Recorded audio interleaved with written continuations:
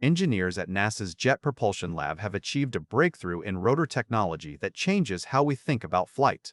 The real stakes involve whether this represents a viable path for heavy industrial lifting or merely a scientific novelty for extreme environments. By the end of this explanation, you will understand exactly how active control mechanisms are shifting the engineering paradigm from passive structural reliance to intelligent, adaptive material systems. For decades, the approach to rotor design followed a rigid logic. If you wanted to lift heavy loads, you built heavy blades.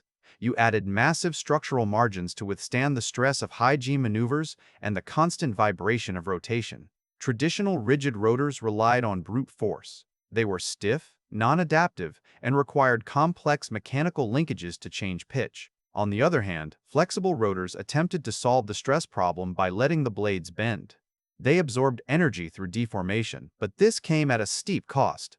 The blades suffered from fatigue, and their ability to control lift was limited by their physical compliance. In both cases, the system was reactive. The structure endured the load, and the pilot or control system reacted to the consequences. Now consider the environment where this new technology is being tested. We are talking about thin atmospheres like those on Mars or Venus. On Mars, the air density is just 1% of what we experience on Earth. To generate enough lift to keep a vehicle airborne, you cannot rely on the brute force methods used on our planet. If you try to build a traditional heavy rotor for Mars, the power requirements become impossible. The motors would need to spin so fast that the centrifugal forces would tear the blades apart before they ever left the ground. This is the fundamental constraint that has limited rotor flight to tiny, lightweight machines like the Ingenuity helicopter. Those rotors are under 4 pounds, and they carry no payload beyond their own instruments. They are marvels of engineering, but they are not heavy lifters.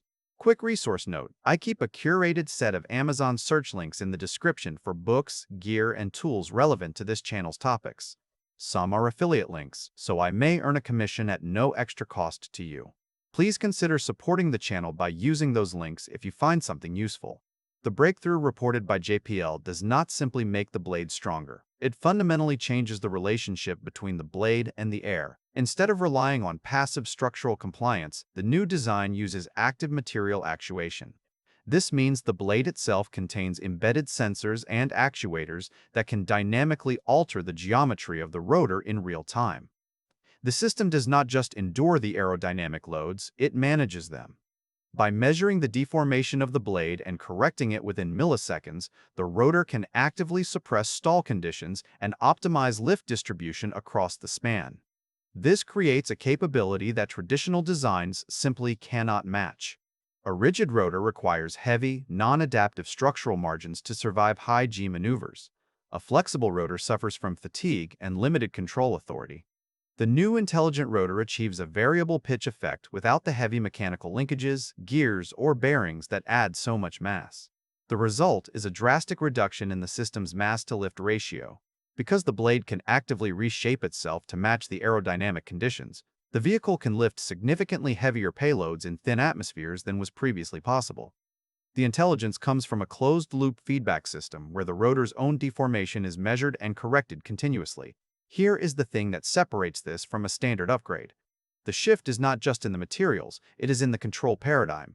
Engineers are moving resources away from mechanical complexity and toward embedded software and material science. This represents a fundamental trade-off in systems architecture. In the past, you spent your engineering budget on heavy steel, complex bearings, and robust mechanical linkages. Now, that budget is being spent on high-frequency telemetry pipelines and the algorithms that process that data. The rotor becomes a sensor and an actuator simultaneously. It knows its own shape, and it knows the forces acting upon it. This capability is critical for missions in Venus, where the atmosphere is dense but the surface conditions are extreme. A buoyant aerobot can float, but if you need to maneuver, climb, or carry instruments, you need rotors that can handle the dynamic loads without failing.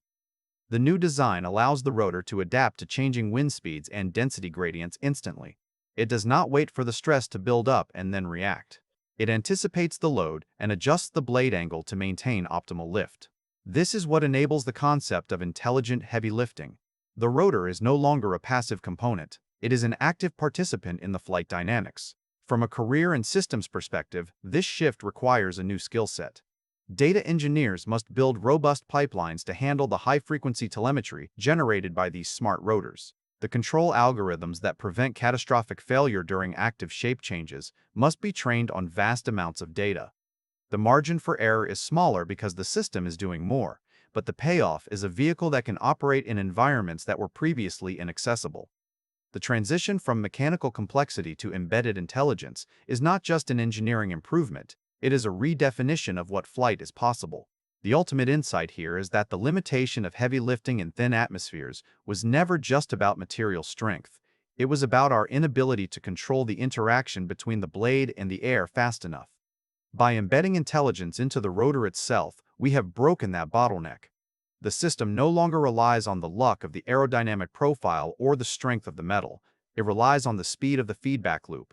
This is why the technology is a maturation of active control in extreme environments rather than a simple material science discovery. It allows us to push the boundaries of what rotors can do, turning a passive tool into an intelligent system capable of heavy lifting where it was once impossible.